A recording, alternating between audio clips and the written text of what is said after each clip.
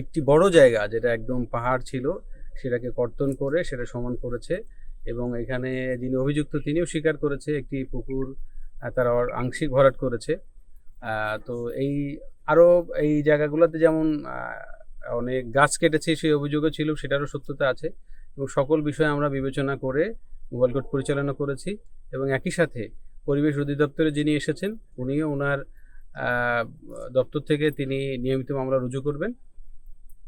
এবং আজকে তো আমার মোবাইল কোর্টে মামলা হলো, আমরা আমাদের এই অভিযান অব্যাহত রাখব। মামলার রায় হয়েছে অভিযুক্ত ব্যক্তিকে 2 লক্ষ টাকা জরিমানা করা হয়েছে এবং একই সাথে 15 দিনের বিনাশ্রম কারাদণ্ড প্রদান করা হয়েছে। কিন্তু তারা কোনো প্রকার কোনো কাগজপত্র দেখাতে পারেনি।